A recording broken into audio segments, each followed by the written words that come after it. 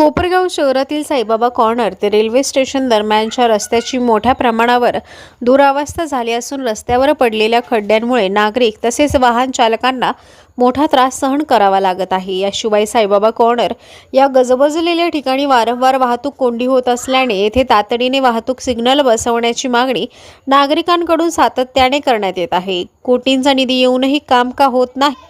शहराला दोन आमदार लाभले तरी खड्ड्यांकडे बघणार कोण, असा सवाल ठाकरे सेनेचे तालुका प्रमुख भरत मोरे यांनी उपस्थित केला। या पार्श्वभूमीवर आज दिनांक 13/2/2026 रोजी ठाकरे सेनेच्या वतीने अनोखे आंदोलन करण्यात आले। रस्त्यावरील खड्ड्यांना फुले वाहून प्रशासनाचे लक्ष वेधण्याचा प्रयत्न करण्यात आला। आंदोलकांनी संबंधित विभागाने तातडीने रस्त्याचे काम सुरू करावे तसेच साईबाबा कॉर्नर येथे लवकरात लवकर वाहतूक सिग्नल बसवावा अशी जोरदार मागणी केली। यावेळी ठाकरे सेनेचे तालुका प्रमुख भरत मोरे, सचिन आसने, निलेश वाणी, भैया वालझडे, आकाश कानडे, मयूर काळे, अर्जुन मोरे, रफिक मामुशेख, अभिजित बोडखे, अब्दुल मौलाना, सुनील दवंगे आदी शिवसैनिक मोठ्या संख्येने उपस्थित होते।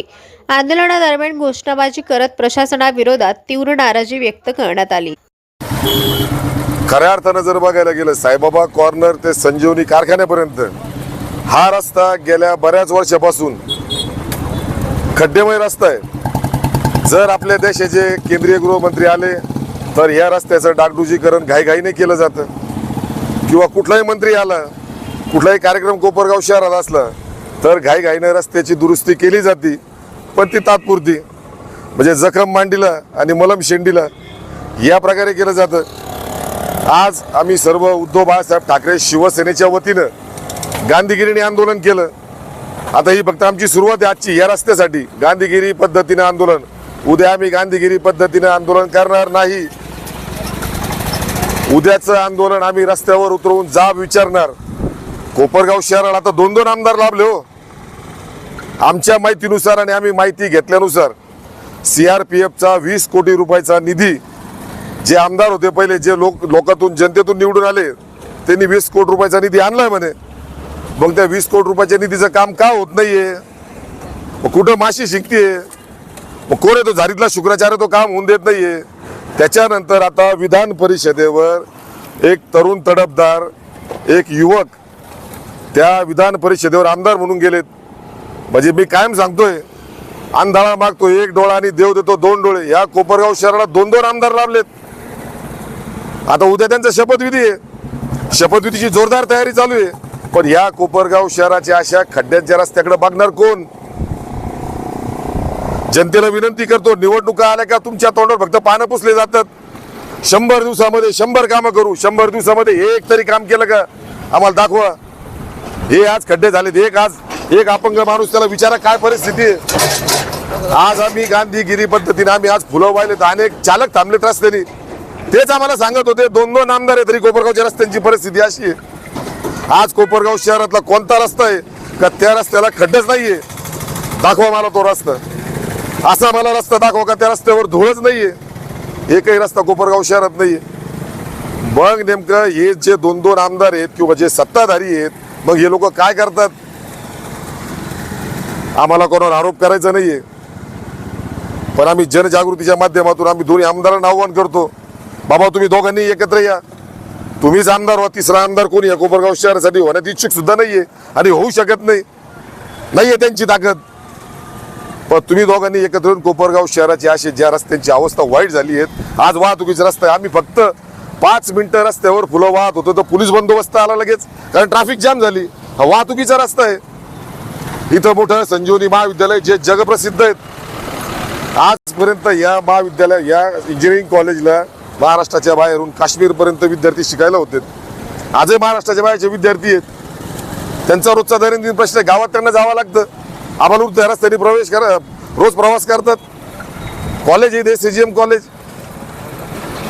खेड्यातून जोडणारा शहराकडे जाणारा रस्ता आहे। काय या रस्त्याचं काम होत नाही? हे म्हणता निधी आणला, हे म्हणता आम्ही काम करू, मग नेमकं प्रॉब्लेम, अडचण कुठे आहे? नेमकी माशी शिंकती कुठे आहे? हा सगळ्यात मोठा प्रश्न आहे।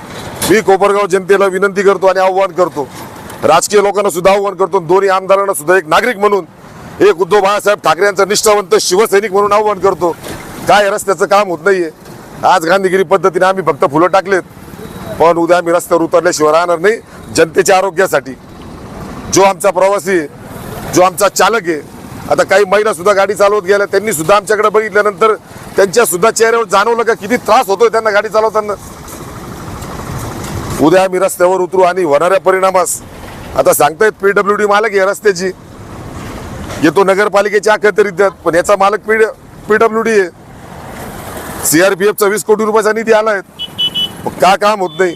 PWD, नगरपालिका, CRF सगळ्या संस्थांना मी विनंती करतो, लवकरात लवकर रस्त्याचं काम चालू करा. तुम्हाला मुदत देणार नाही, पण आम्ही सांगतो लवकरात लवकर काम चालू झालं पाहिजे. खड्डेमुक्त हा रस्ता झाला पाहिजे, या रस्त्याची वाहतूक सुरळीत झाली पाहिजे. अन्यथा उद्धव बाळासाहेब ठाकरे शिवसेनेच्या वतीनं तीव्र असं आंदोलन करण्यात येईल. जय हिंद, जय महाराष्ट्र, जय संविधान.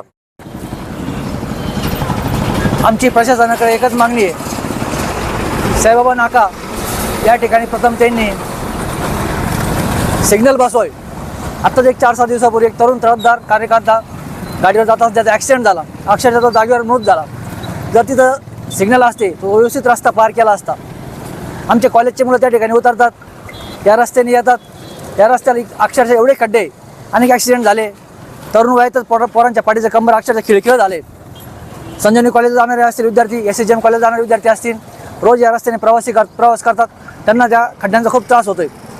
शिर्डीला जाणारे साई भक्त साई रेल्वे स्टेशन उतरतात, त्यांना शिर्डीला जायचं असतं, परंतु अक्षरशः एवढं खड्ड्याचं साम्राज्य आहे. इथून ते शिर्डीपर्यंत जाणं खड्डेच खड्डे, त्याच्यामुळे तत्काळ हा रस्ता करावा अशी आम्ही शिवसेना उद्धव बाळासाहेब ठाकरे पक्षाच्या वतीने मागणी करतो. तसं न झाल्यास आम्ही तीव्र असं आंदोलन छेडू. जय हिंद, जय महाराष्ट्र. उद्धव बाळासाहेब ठाकरे या पक्षाच्या वतीने आम्ही जे हे आंदोलन केलंय, त्या आंदोलनाला लवकरात लवकर मान्यता द्यावी हीच नम्र विनंती करतो. जय हिंद, जय महाराष्ट्र. आज उद्धव बाळासाहेब ठाकरे या वतीने आम्ही साईबाबा कॉर्नर तर संजीवनीपर्यंत जाणाऱ्या रोडाला फुलं घालून रोडाचं हे केलं आम्ही स्वागत. तर तिथं लवकरात लवकर रोड बनवा आणि साईबाबा कॉर्नरवर ट्रॉफिक सिग्नल लावा. तिथं लई ॲक्सिडेंट वगैरे होता, कुणी आडवे तिडवे गाड्या टाकत्या, त्याच्यावरून भांडणं होत्या, वाद होत्या. म्हणून आमची एवढी विनंती आहे, तेवढं लवकरात लवकर